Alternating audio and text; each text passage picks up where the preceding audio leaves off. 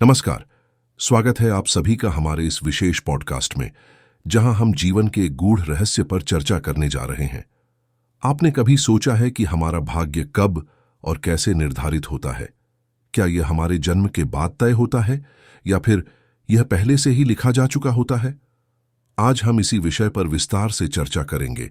धार्मिक ग्रंथों, मान्यताओं और आध्यात्मिक दृष्टिकोण से इस रहस्य को समझने का प्रयास करेंगे। जब भी भाग्य की बात आती है तो हमारे मन में यह प्रश्न जरूर उठता है कि इसे कौन लिखता है, इसे कब लिखा जाता है और क्या हम अपने भाग्य को बदल सकते हैं?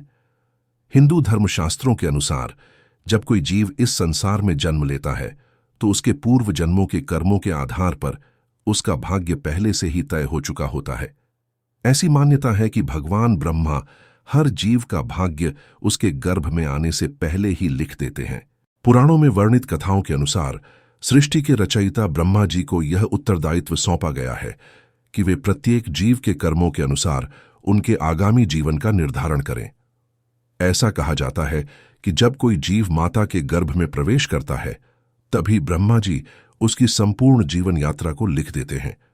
यह लेखन उसके पिछले जन्मों के संचित कर्मों के आधार पर तय होता है, अर्थात जो कर्म हमने अपने पूर्व जन्मों में किए हैं वही हमारे वर्तमान जीवन की दिशा को निर्धारित करते हैं।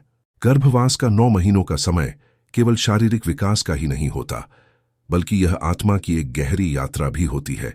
हिंदू ग्रंथों में कहा गया है कि गर्भ में पल रहा शिशु अपने पूर्व जन्मों को याद करता है और भगवान से प्रार्थना करता है कि उसे इस जन्म में अच्छे कर्म करने का अवसर मिले। लेकिन जैसे ही वह इस संसार में जन्म लेता है, माया के प्रभाव से वह सब कुछ भूल जाता है और फिर से इस जीवन के चक्र में फंस जाता है। श्रीमद्भागवत महापुराण में एक कथा आती है जिसमें कहा गया है कि गर्भ में पल रहा जीव भगवान से प्रार्थना करता है कि हे प्रभु, मुझे इस बार इस संसार के मोह माया से बचाइए, मुझे अच्छे कर्म करने दीजिए ताकि मैं इस जन्म मरण के चक्र से मुक्त हो सकूं। लेकिन जन्म के साथ ही यह स्मृति लोप हो जाती है और मनुष्य संसारिक सुखों में लिप्त हो जाता है। अब प्रश्न यह उठता है कि यदि भाग्य पहले से ही लिखा जा चुका है तो क्या हम इसे बदल सकते हैं? क्या हमारी मेहनत और प्रयास का कोई महत्व है? इस पर गीता का एक प्रसिद्ध श्लोक है, कर्मण्येवाधिकारस्ते मा फलेषु कदाचन। इसका अर्थ यह है कि हमें केवल कर्म करने का अधिकार है, लेकिन उसके फल की चिंता नहीं करनी चाहिए। अर्थात भले ही हमारा प्रारब्ध लिखा हुआ हो, लेकिन यह भी सत्य है कि हमारे कर्म ही हमारे भविष्य का निर्माण करते हैं। भाग्य केवल उन कर्मों का प्रतिबिंब है जो हमने अपने पिछले जन्मों में किए थे, और यदि हम इस जन्म में श्रेष्ठ कर्म करेंगे तो हमारा भविष्य अवश्य ही उज्जवल होगा। इस संदर्भ में एक प्रसिद्ध कथा भी है। महर्षि वाल्मीकि जब रत्नाकर डाकू थे तो उनका जीवन केवल लूटपाट और हिंसा में बीत रहा था। लेकिन जब उन्होंने संतों के सत्संग में आकर अपने जीवन को बदला, तपस्या की और रामायण की रचना की, तो उनका भाग्य ही बदल गया।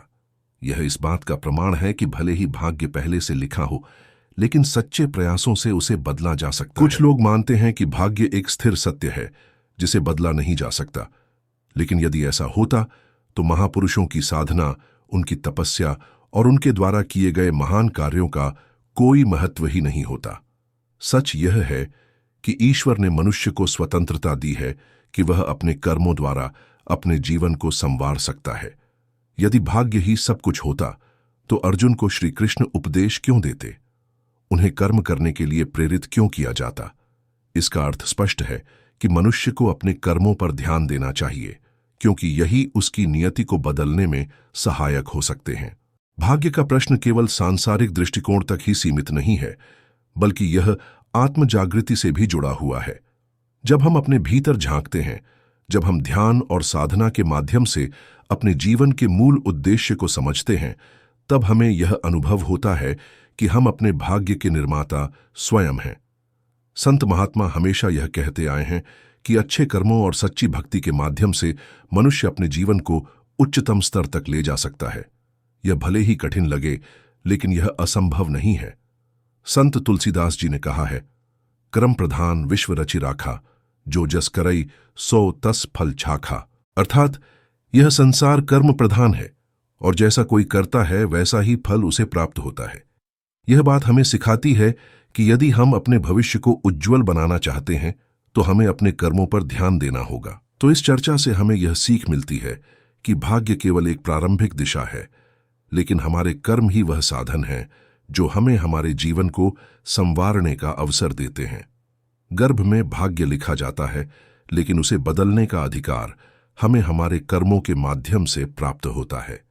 इसलिए हमें अपने कर्मों को श्रेष्ठ बनाने पर ध्यान देना चाहिए, ईश्वर में श्रद्धा रखनी चाहिए और अपने जीवन को सार्थक बनाने का प्रयास करना चाहिए। आशा करता हूं कि यह चर्चा आपको पसंद आई होगी और आपको इस विषय पर सोचने के लिए एक नया दृष्टिकोण मिला होगा। इस पॉडकास्ट को सुनने के लिए आपका बहुत बहुत धन्यवाद। आप सभी को शुभकामनाएं।